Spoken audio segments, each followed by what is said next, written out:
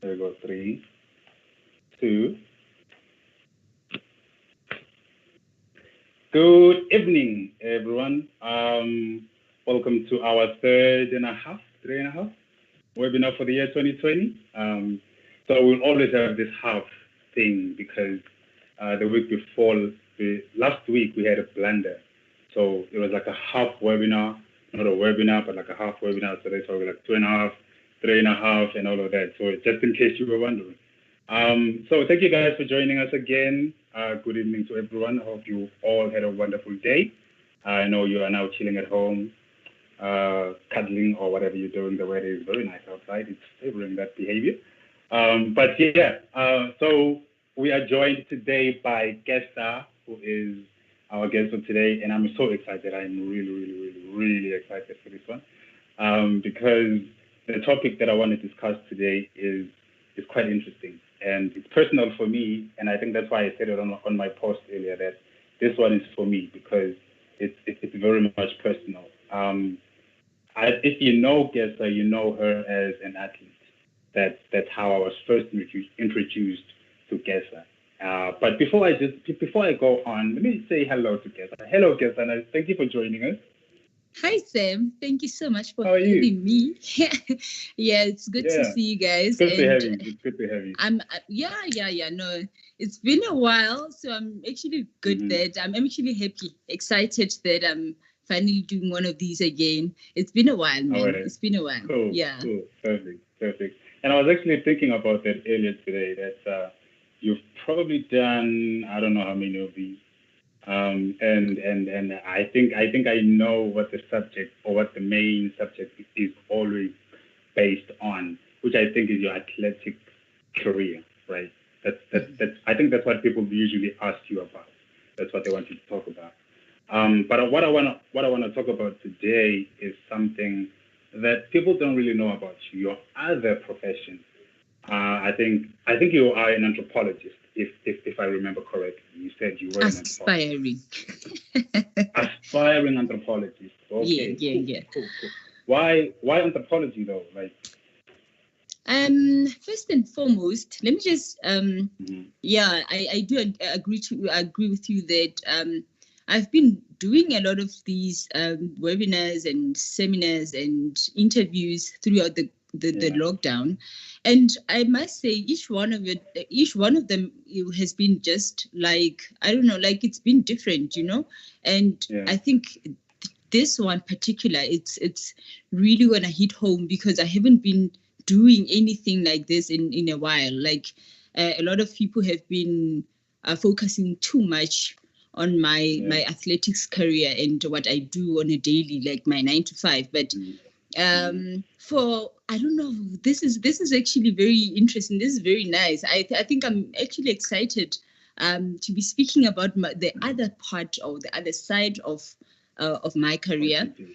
Yeah. I came to university actually wanting to study something else, but Mm-hmm. then I ended up studying anthropology, which is very interesting because then I didn't plan to study anthropology. I just ended up being in that career path, but it was a very sound decision that I had to make because I knew exactly what to do with it.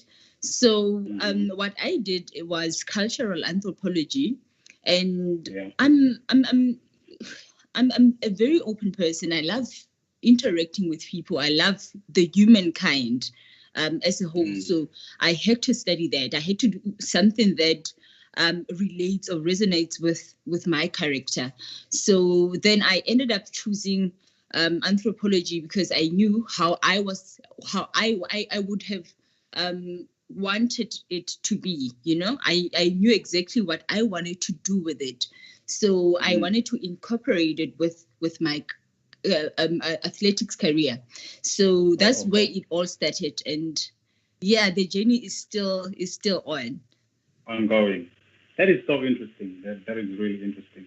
To incorporate anthropology with your athletics career. I'm curious as to how exactly you are you doing that? How is that? Why are you doing that? First of all, because obviously you're doing it because it's beneficial to you in some way. That's what I want to know. How is it beneficial to you? Why are you doing it that way?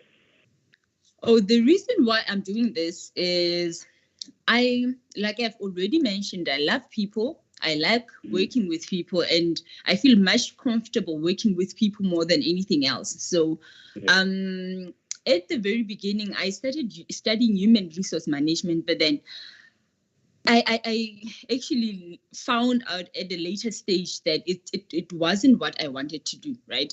So it wasn't going to benefit me. All I ever wanted was to work with people. I wanted to be Mm. around a group of people.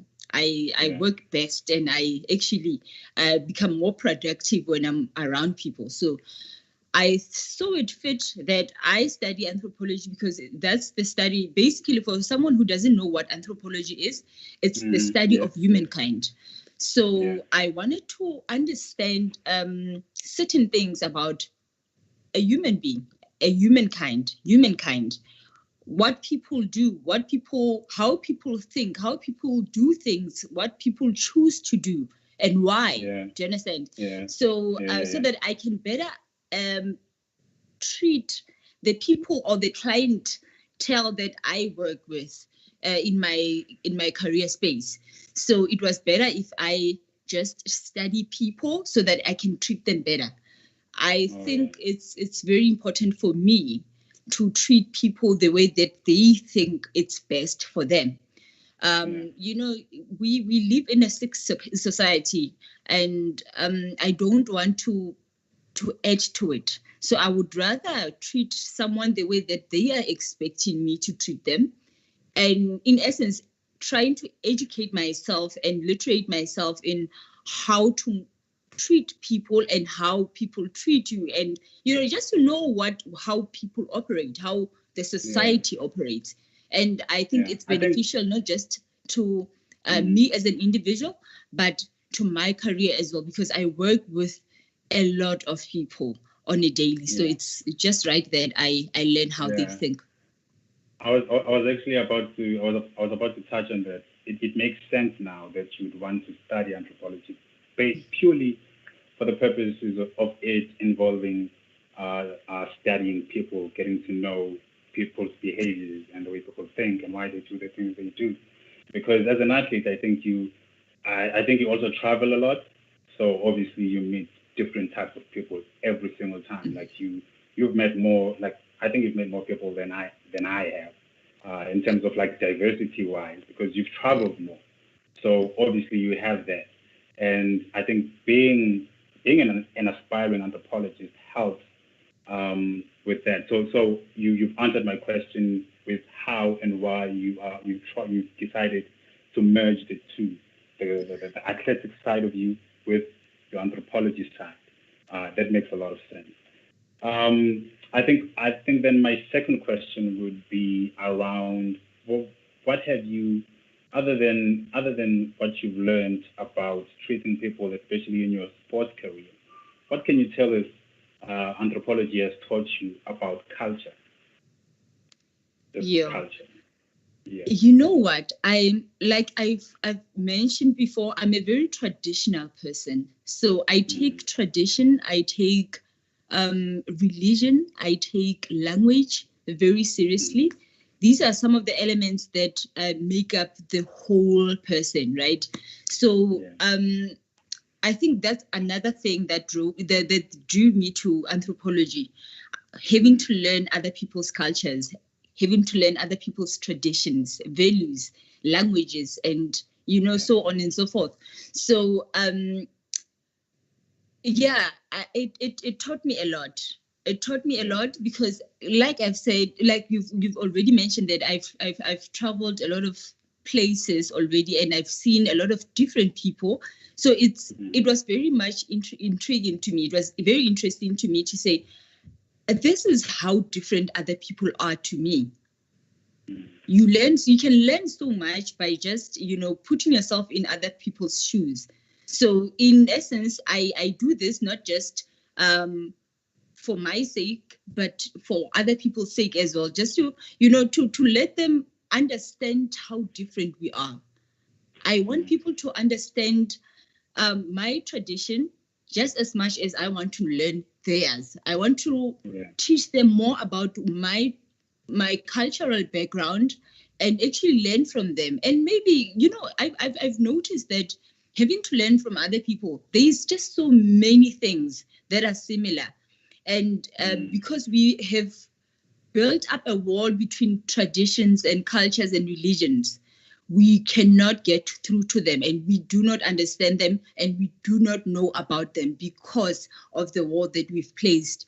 And the way that you would think a Zulu culture is as simple as it is just because you are Zulu or Sotho or Tsonga or whatever you call it, it's just as easy as other people would think theirs is. Do you understand? So I've learned a lot. I've learned languages. I didn't know even a single word of Xhosa, but now I can, at least engage in a proper conversation. Yeah, and this, like, people are actually shocked at the way that I've learned different languages at a very short space of time, and that's because language is everything to me. I love languages, so it comes as a package, man. It comes as a package. You learn so much, and you learn to love it. You learn to love what you're doing. You learn to love being in an anthropological space. Yeah. So yeah. Wow. That is really interesting. That is really interesting. I think what I really want to know about culture. You mentioned that right now, culture is like a barrier, and traditions are like barriers because they keep us from getting to know one another and interacting with one another on that human level that I think we ought to be communicating and interacting with one another.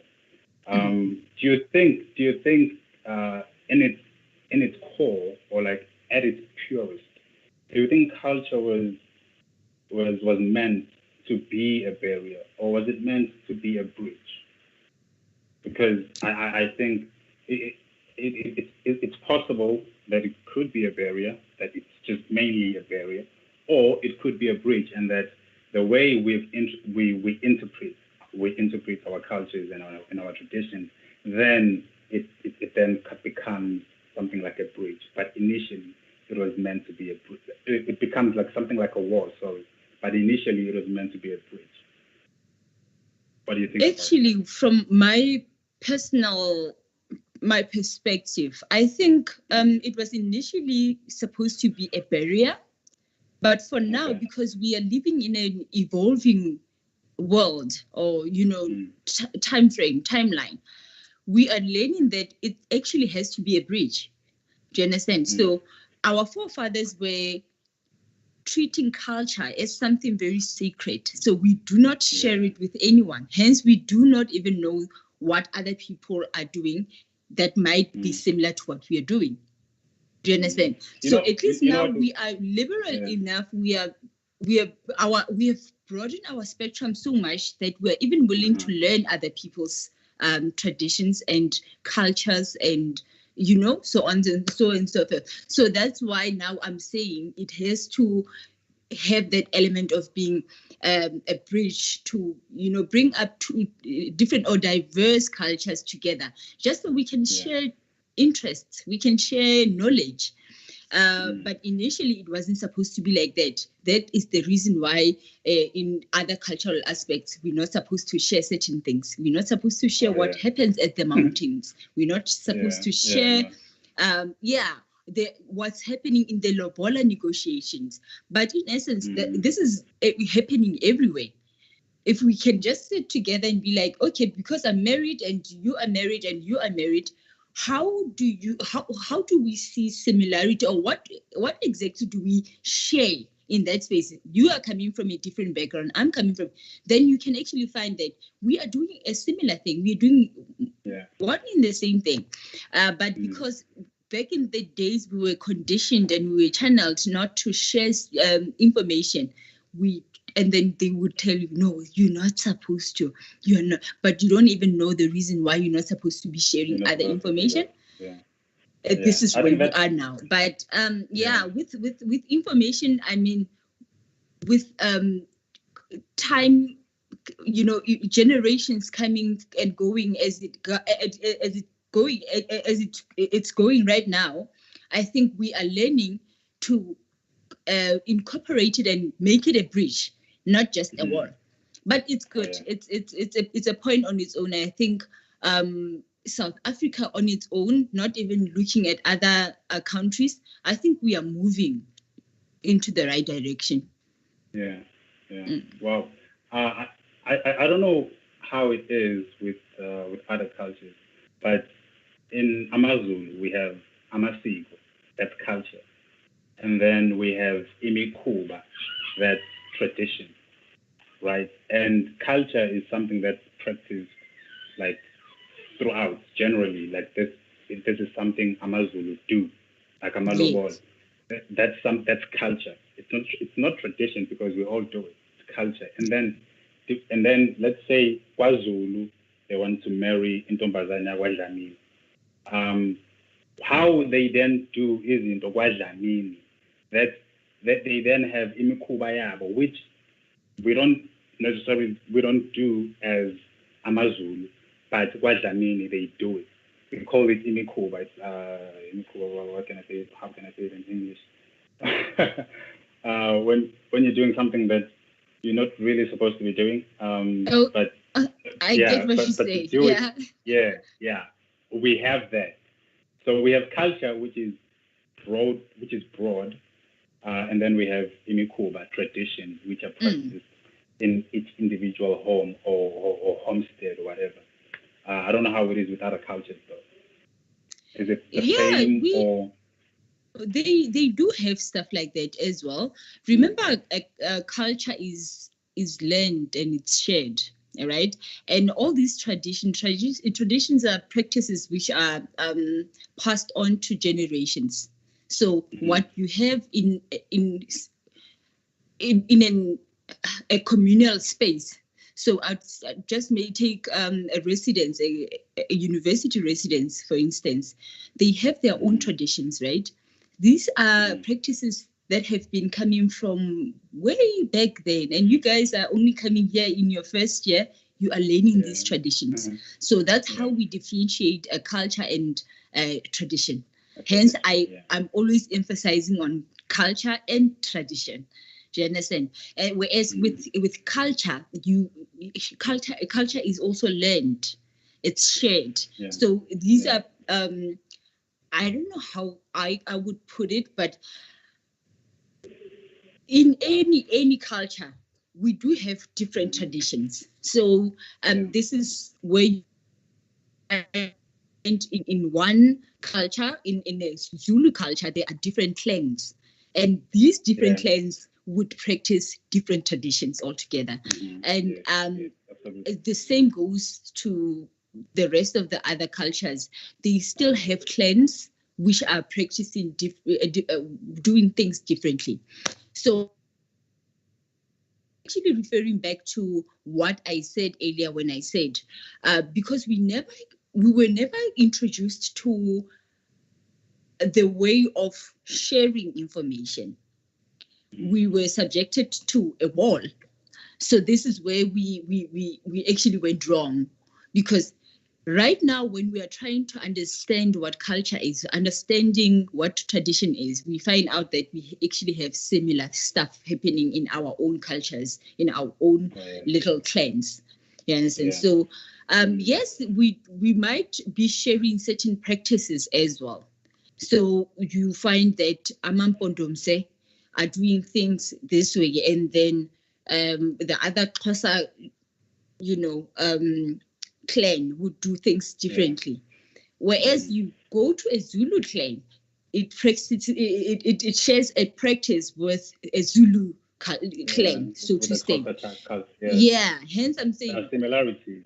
There are similarities, and at the end of the day, we must just understand, come to an understanding that we are Africans, and that's the unique part. That's the unique part about. That's the unique part about us as as African people. You know, we are African, we share a lot of things, even though we might not have a baseline to say this is what we share, or we have not gotten into a discussion of saying this is exactly what we share, but we do share a lot of things. Yeah. That's actually what I want to dive into next. How much do you know about, I think it's called the Nguni migration? Nguni? Nguni migration. Oh, yeah. So, Yeah. the Nguni speak, I would usually just refer them to Nguni speakers, mainly because what separates them would also include a language. So all these languages, the Zulu, the Xhosa, and Swati, they all fall under Nguni. Yes. So we can go back to history about this. And this is where we would find some rich information about where South Africa comes from. Do you understand? Why are we split? Why do we have this culture and this culture? But in essence, when you try to hear this language, it's actually similar to this one. You know, it was more about power back then. You know, and people went separate ways, and this is where they would mix with a certain people, and then the language dialect changed just a bit. So that's why you would hear me saying, "Oh, uyageza." In Zulu, uyageza means something differently, and in Xhosa, it means something else. Yeah, but then you find something that actually fits perfectly with both cultures. What it says this side, it usually just goes with the other one. So they share language actually, even though it might not be a whole of it. And unfortunately, this Nguni speakers came from the middle part of Africa. That's why we have Swahili. A Swahili language is actually a bit of everything that we have in the Nguni sector. Do you understand? That's why if we were allowed to say it, they actually fall under the Ngunis. So then we have another part where you would find the Sotho speakers, the Tswana speakers, the Bapedi, and but this Nguni dialect is really on its own, and they share a lot of things as well, even the practices. Yeah. Wow. The reason I asked is because I think the general message or the general idea behind the whole migration is how it is like how we are all somehow related. That I think that's what I wanted to touch on, because this is what I know about the Nguni migration, that we all came from the north. And obviously when you are migrating, especially at that scale and such a distance, you don't make a journey like that within a couple of weeks or within a few months. It could take you years or like whatever. So I think along the way, say perhaps me and you are brother and sister, and we are migrating from the Congo, for example. We are living from the Congo, from whatever that is chasing us away that side. We are migrating south. We reach, say, Mozambique, or we reach Botswana. You decide this land is pretty good. I think I'm going to stay here. You are my sister. And I decide, you know what? I think I'm going to go look somewhere else for something better or for something different. And then I leave you there. Now, you can obviously imagine this is back, I don't know how many years ago. There were no cell phones, no letters, no email. So obviously we couldn't stay in touch after we lost contact. So say that happened, say that scenario happened, and I somehow end up in the Free State in South Africa. I left you in Botswana, and years and years and years pass, and fast forward to 2021, your descendants are Tswanas, my descendants are Sotho or Pedi or Zulus. But initially, me and you were blood relatives, and we just Yeah. lost touch or lost contact, whatever many years ago. I think if everyone knew that and understood how that happened, we will stop treating each other the way we are treating each other, especially Yeah. black people. Yeah. Because that person that you are calling a foreigner is literally your brother and your sister. Like Mm. it makes no sense. There is no way that they are what you call them or they are what you say they are. And you wouldn't do that to your brother. You wouldn't do that to your sister. You wouldn't burn your sister alive. You wouldn't kill your sister just because he or she came from a different country to try and do whatever in your country or in your land. You know, Mm. I think if we understood it that way, if we knew what that is, things would be different. Why do you think that that is not the general sense, or why do you think we don't share that common sense? Which I think it should be common, but it's not. My guy, I'm sorry to say, but we are oppressed. We are Mm, oppressed, and we were oppressed by, people who were not supposed to initially lead us back in the mm, years. And this is not for the generation that we are currently facing. It's generations from back in the years, back mm, like a long time ago, right? So I think the first starting point should be our skin color. yeah. Whenever you see someone looking like this, you must just know this is your brother, this is your sister. Even before we can even get into any engagement, language, or, you must just know we come from this soil, and we are one as Africans. Hence, Yeah. I think this continent is one of the richest continents ever. And that is the only reason why we we have a lot of opposition. Opposition in the sense that everyone wants what is in Africa. Do you understand? So everyone wants a piece, wants a share in Africa because Mm, they know the riches of this land. So mm, from these people coming into our own space, they changed yeah. our mindset. They knew if they could scatter an African child, they would have won. So they Mm, caused a lot of confusion in a sense that there were a lot of barriers. So people, or African people, were not supposed to unite at no point. Whenever they saw a united nation, they would scatter it because they knew exactly that the more they are together, the better they could operate, the better they could think, and the better they could decide. So if they shift us together and make us apart, they put mm. Divide borders and conquer. everywhere. Yeah, Yeah, divide and so that conquer. at least they could actually manage or govern us in a way that they wanted. Very limiting, it's very limiting. They knew this one cannot be in the space of this one. So, which means I come here and I govern these ones and I bring them what they would want to hear from me so that they can trust me, so that they can Mhm, um, support what I say until I had gone so far that they could not come back to their own senses. So this is where we lost Africa, and this is where we started fighting with each other. We were made to understand that there is war. There is something called war. So we have to fight for powers. mhm, So then I am a South African. I have the power to own this land and say I am South African, therefore I do not want anyone from elsewhere.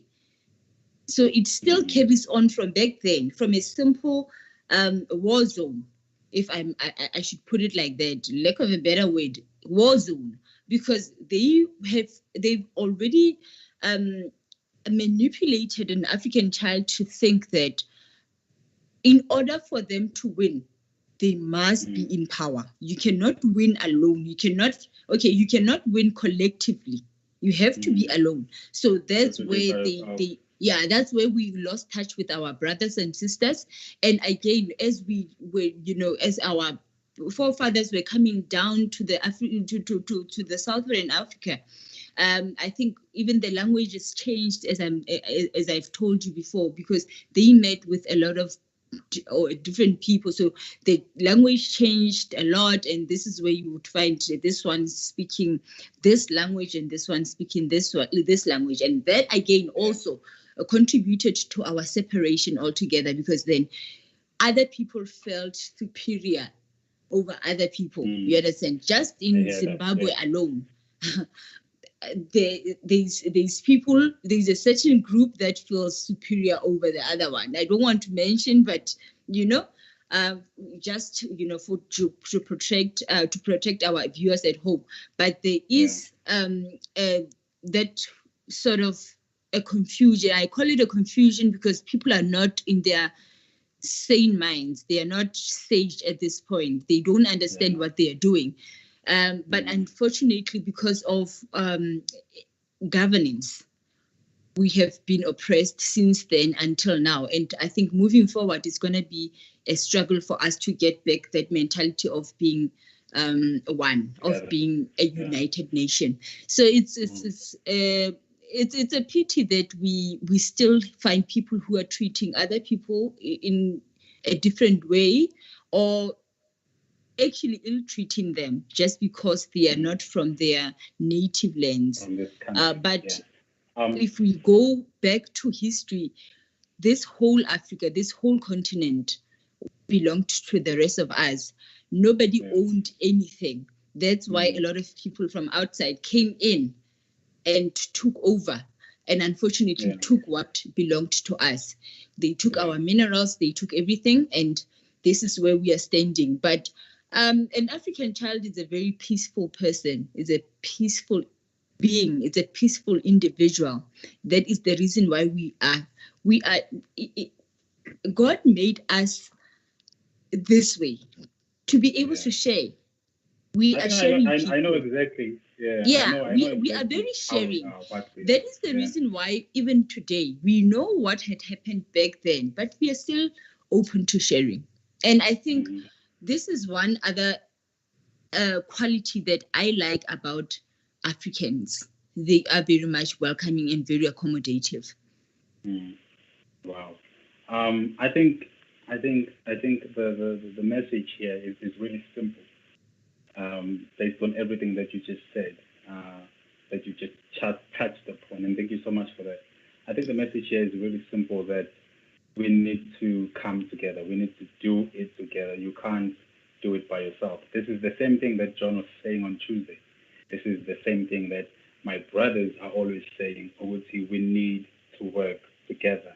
There is no way, like literally there is no way that you can do it by yourself, especially if the vision is that big, depending on how big your vision is. I mean, even if it's something small, you still need to do it with a group of people. It's so much better that way. So to everyone that's listening, we've been going for 30 minutes, so I don't wanna bombard you guys with too much information that it becomes overwhelming. But the message is really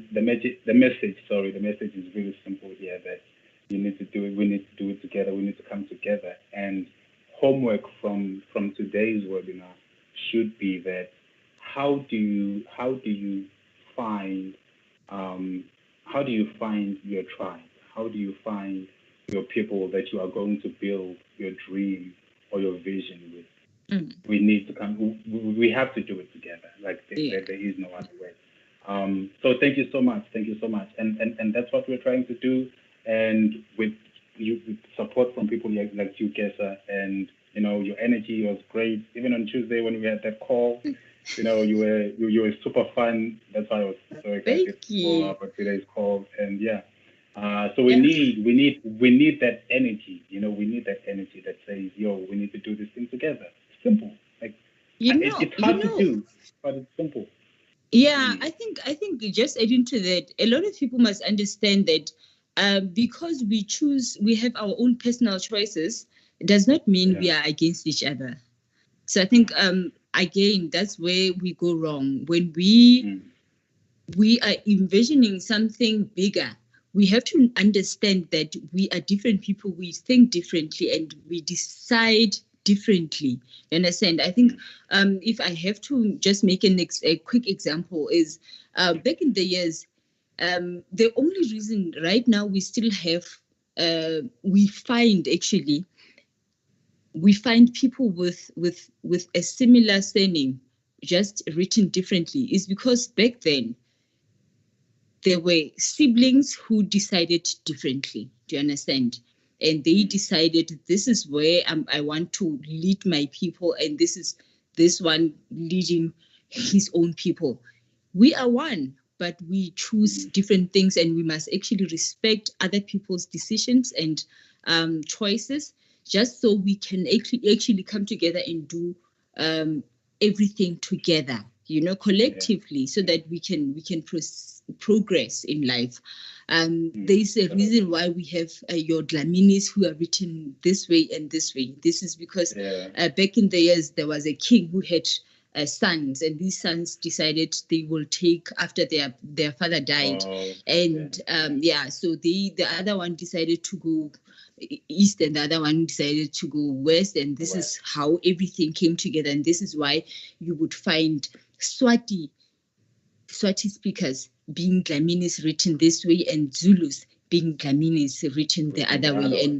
And again, another example, this is where you find a certain church having almost like it's every simple, I don't know, like, how do you put this in words, but they practice more or less the same thing. It's just that the other one has a star and the other one is a dove. But that's mainly because of what happened back at home. So we are one. We have to understand that we are different, and we have to respect. And maybe in the process of understanding other people, we might learn a lot, and that could be very much beneficial to us. Yeah, absolutely. Thank you so much. Thank you so much. I'm gonna let It's you go. a pleasure, and it's good to be here, you guys. Thank you so much for your time, and thank you for inviting me to your space.